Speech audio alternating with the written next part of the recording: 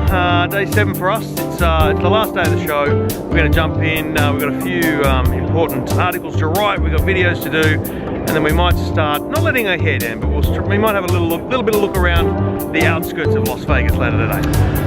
All right, we're back up in the studio for part of the last podcast for CES 2016. And I'm joined here by Maria from Dog and Bone. We're going to talk about what's happening at CES for a little Aussie company innovating in the world of technology. Well, that's a wrap. That's the podcast done for the year here at CES. 4 podcasts of Your Tech Life, 4 podcasts of Two Blokes Talking Tech. Plenty to talk about, plenty to do. It was a great show. We've still got a lot to see here, we've still got a lot to do here on the day, plus we've got tomorrow on the journey back to LA, so stay tuned on the videos for that. But if you're a podcast listener, thank you very much for that. Thank you to Garmin and Netgear for their support of Your Tech Life and of Two Blokes Talking Tech. And we'll be back shortly. Let's keep cracking through the day.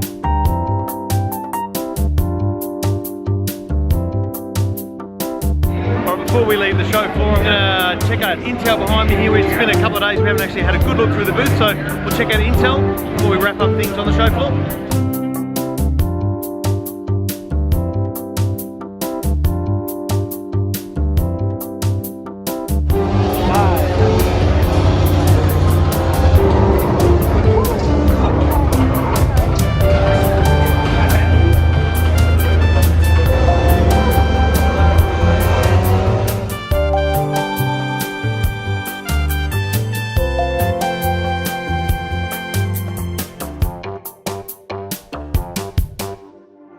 That's pretty interesting. A lot of Intel RealSense here. We've seen that in a couple of laptops. It's their 2 cameras that create 3D. They've got it in laptops, they've got it in tablets, but they've also got it as a kind of a little attachment they've used on a gaming rig, so you can actually track your head movements while you're, in this case, driving a race car. They've got it on a drone, so they can actually detect collision alerts. So that's a very interesting use for RealSense.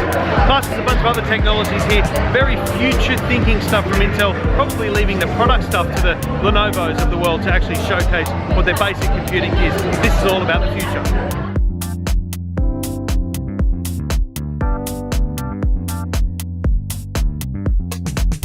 We're just in at Ford in the North Hall. Quite interesting. This car behind us on the roof, you'll see sensors spinning around. And what they're doing is they're detecting what's around the car. So it's trying to show us in real time, because above it on the screen, they're visualizing what the car's seeing, so that you can see what autonomous cars can actually see on the road around them.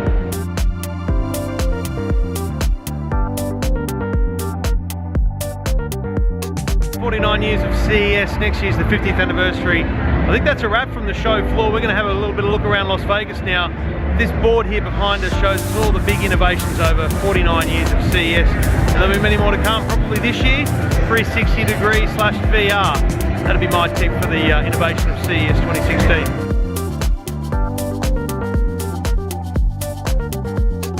Right, we've just packed up the studio, the booth, put it all in the bags. We've got back off the hotel. Sad to see the studio go. Fine, mate. Okay, mate. And we'll go and do some sights of Las Vegas.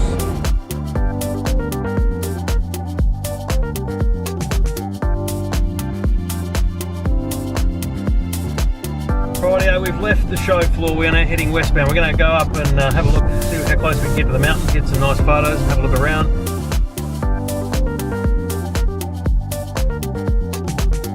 We all hate the mobile towers. Lots of people hate them being in their area. But what about this? We've just shopped a little mall here, and these mobile towers behind us, disguised as palm trees, very, very well.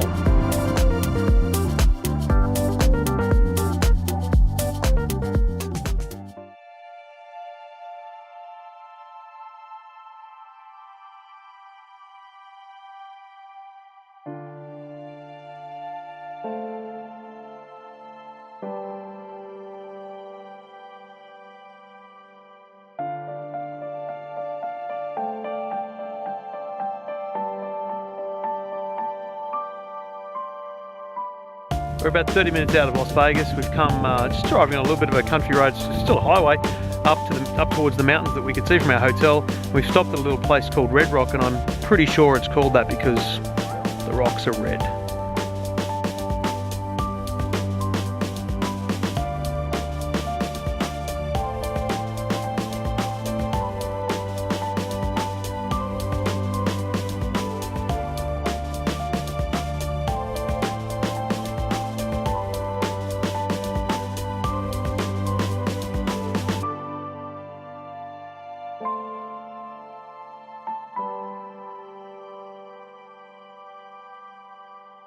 We're in the desert of Nevada. Snow. What's all that about?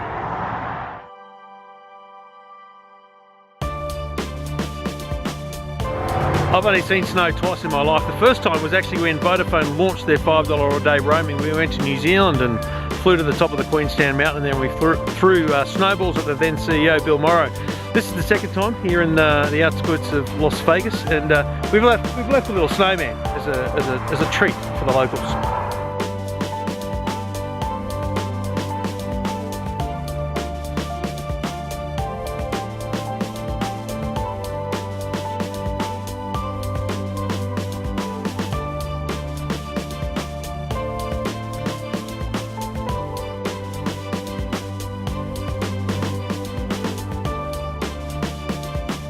We've come to have a look at the iconic Las Vegas sign as you enter the town. You actually don't drive past it when you drive in because most people would take the freeway, but it is here, and the interesting thing is it's a massive queue. You have to line up if you want to get a photo of yourself standing in front of it. Big queue, but for us, our geeks, we're probably going to have a look across the road at the airport, the private jets.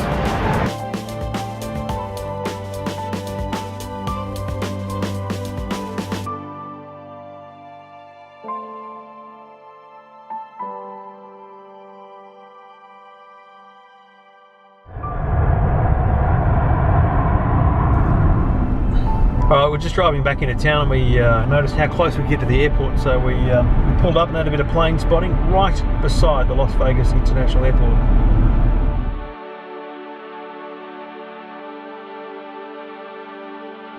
So now we're going to head into the old part of Vegas. It's kind of a dodgy part of the strip. It's still the same road, but dodgy. A lot of wedding chapels. I may have got married there, and then we'll go into the really old part of Vegas, Freemont Street.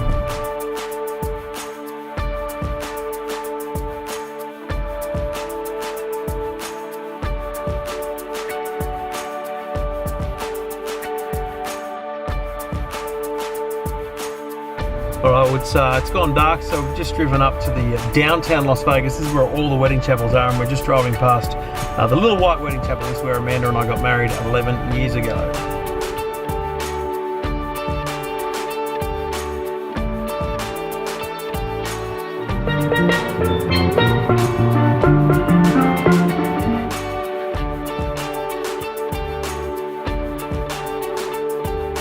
This is Freemont Street. All the lights, all the excitement of Vegas, but without all the fanfare and the big casinos. This is the original casinos, this is the original Vegas, and it's the lights. It's pretty good buskers and musicians and things here too.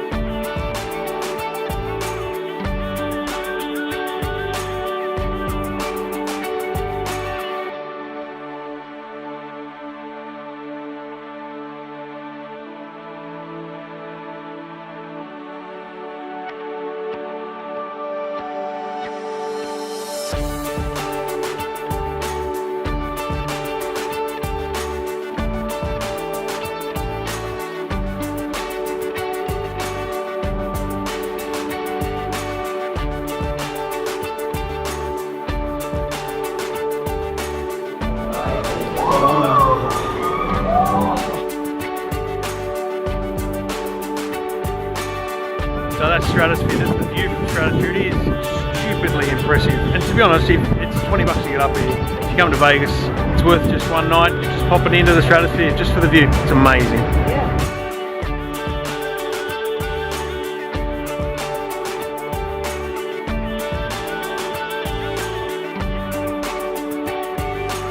Alright, I've done Stratosphere, now it's time to get some knickknacks for the kids and a few other people. We're at the world's largest gift shop, asterisk, because who's proven that? Anyway, here in Las Vegas.